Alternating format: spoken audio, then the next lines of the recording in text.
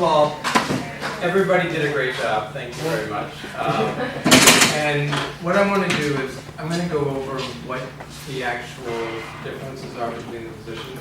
And actually, I'm kind of surprised. You guys did a really good job of finding it out. So, I think probably Andre was really the rat, and he probably did a good job.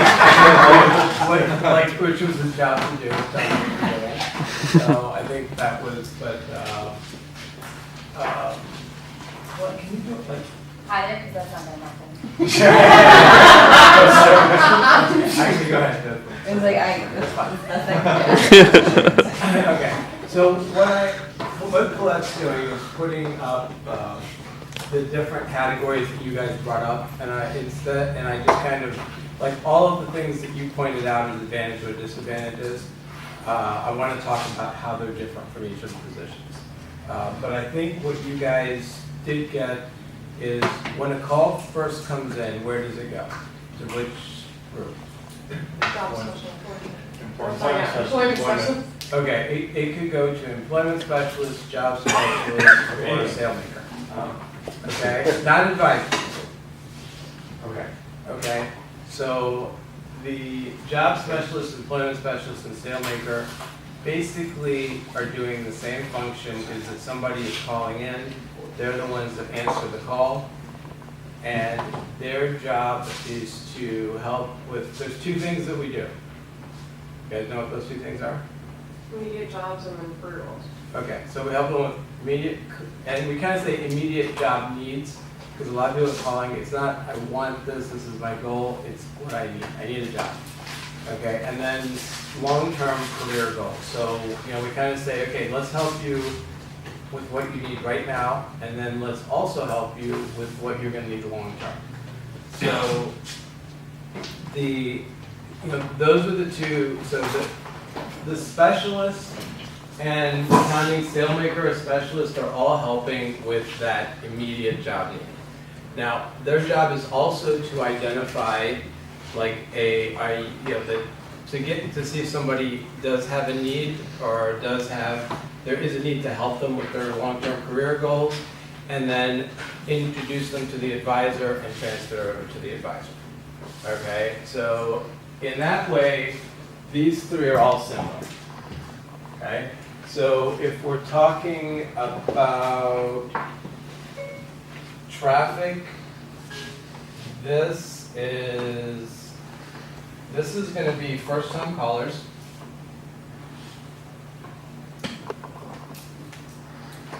This is first-time callers. Okay. The job specialist, the only difference is it is people who have called in before. So let's say you're applying for a job. You click, you come to our site, it says register for Gigit, and we can help match you with jobs and so forth. So you register and you call in and talk to either an employment specialist or somebody from SaleMaker. Let's say tomorrow you do it again. You say, hey, I'm still looking for a job. You go and you click and it says the same thing. Who would you talk to? Yeah, like if you do it first day, you talk to them. Tomorrow you call in, you do the same thing. Who are you talking to? Okay, that's a trick question. You would not talk to anybody because we don't allow them to call in for 30 days. Right. So if you registered, you talk to somebody, we would just direct you to the job, okay, and then because when the employment specialist talks to them, and SaleMaker is really an employment specialist that uses an automated system. Correct. So it's the same thing, it's just the way that you communicate.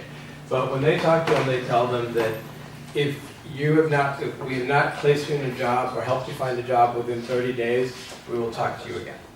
Okay, so the second call is with the job specialist. Okay, so this is not first time, already registered.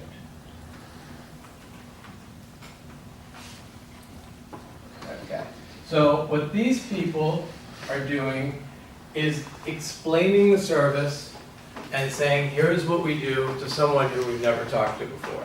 The second group is saying, hey, you can see how many jobs we sent them, what they clicked on, what they applied to, how they're doing. So they're saying, okay, I see this has happened and so forth. Clearly, they're still looking for a job, or they wouldn't be, they're not calling just to say thank you, they're calling because they're still looking for a job. So we're trying to say, okay, what can we do? Where is the issue? Maybe we sent you 50 jobs since we last talked and you applied to none. That could be the problem, which happens more than you think. So that's what this group is doing. Okay, now the advisor is all calls, okay, for EDU. Okay, so if the person is interested in education, they would transfer them, actually, I said what I probably preached that you shouldn't say. It's not that they're interested in education. They want to know what their options are, because we're not telling somebody you should go to school. We're saying you should find out what's available and make an informed decision. And then the second thing is nobody's interested in getting an education, or very few people are interested in getting an education. Most people want a better career, a better job, more pay, benefits, vacations, and education is more of a price. It's the cost of getting all that. So somebody who's interested in that, you're going to send them to an advisor. Okay, so that's the difference here with traffic. This one you're using your own voice. This one you're using your own voice. Excuse me. This one you're using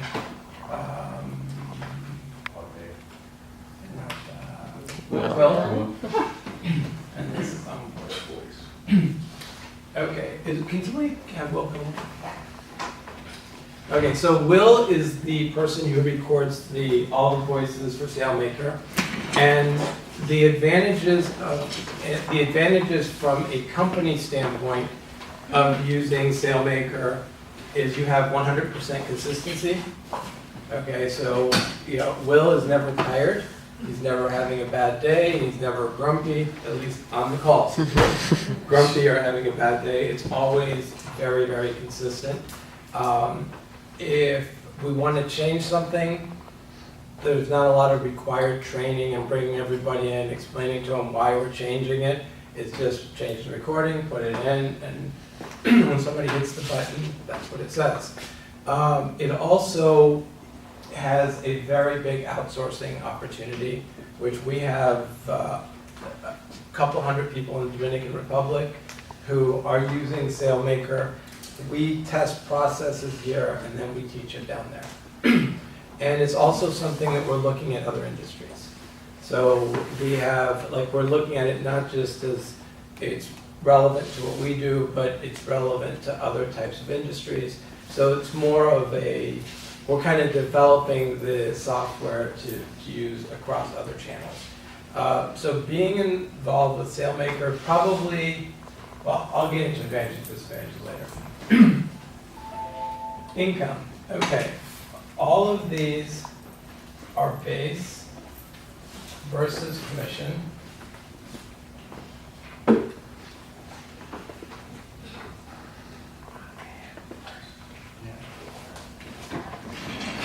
Except for that one.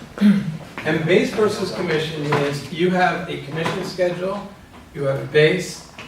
At the end of each week, whichever one's higher is the one you get. And that's it. It's not a draw, it's not, you owe this and so forth. It just, this one's this one's this, that one's higher, that's what you get. That's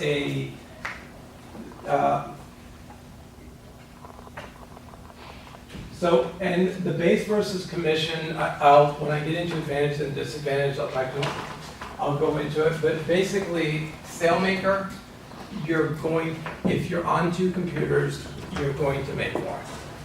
SailMaker specialists on two computers expect to make between $1,500 to $2,000. So that's obviously it can be an advantage.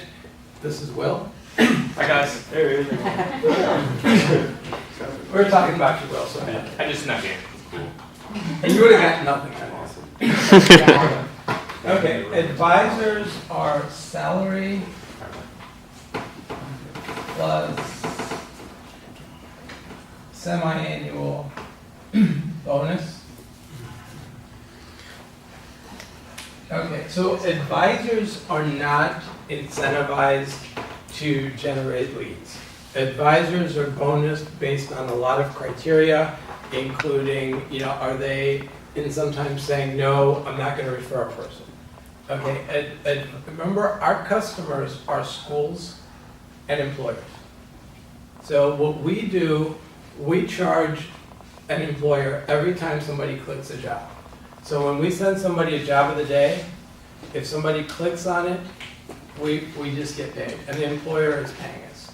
So if we send the wrong person the job, they don't like the quality. So the ability for you as a specialist to identify what that person wants does two things. What they want allows us to generate more revenue because we send them the job they're likely to click on.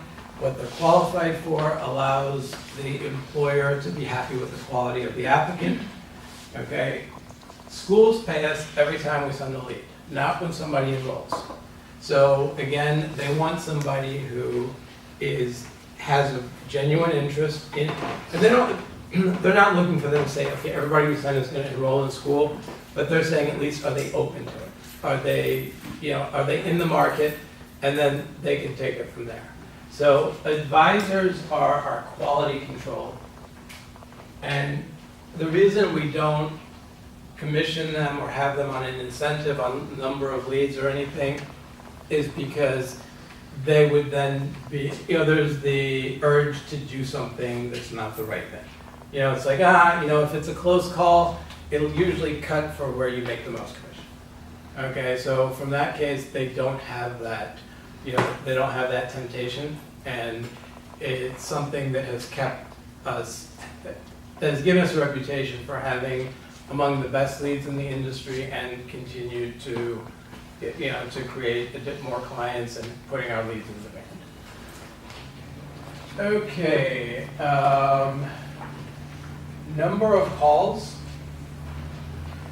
The number of calls that you're getting is based on taking calls. Okay, there's not like when somebody mentioned like a percentage of calls were going to SR4, it was wrong. Excuse me. I was like, the SailMaker, the number was incorrect because they didn't keep it, they didn't count the DR, and it's just based on how many people are taking calls. So 15% isn't going to SR3? No, because they didn't count DR, Dominican Republic. It also, what they were saying is 15% of the people are on that, therefore they're taking 15% of the calls. The calls are not segregated. Gotcha. They come in, they go into one, whoever's available takes them in. Gotcha. Advancement, typically you start here, and then from here you can go here, or here, or here. It's a lot. The difference between these two is, this is more, I can deal with new people, I can convert somebody into a customer. The other one is, it's easier to work for it. So that's a better transition. It's an easier transition for you guys. And I forgot what that's traffic call, okay. Number of calls, advancement, that's generally, it's not like, all of these positions are considered fairly on par. Typically, the reason that we go this way is this helps you ease into it. Advisor, you have to know a lot more. And knowing how the call comes in and so forth helps you be a better advisor, but there isn't like this is a better position and so forth. This salary, and when I say by semi-annual bonus, every January and July, there's an evaluation, and then you can get adjusted, and basically the weekly salary is between $600 to $800 per week, and the bonus is 0 to 5,200 for the 6 months. Okay, so that is, it's a kind of position where there's a little bit more, using the word stability, of just feeling like, okay, I know exactly, it's more predictability. You know, in the other positions, you can have a great week, you know, and then you can be down to $600 base. So you don't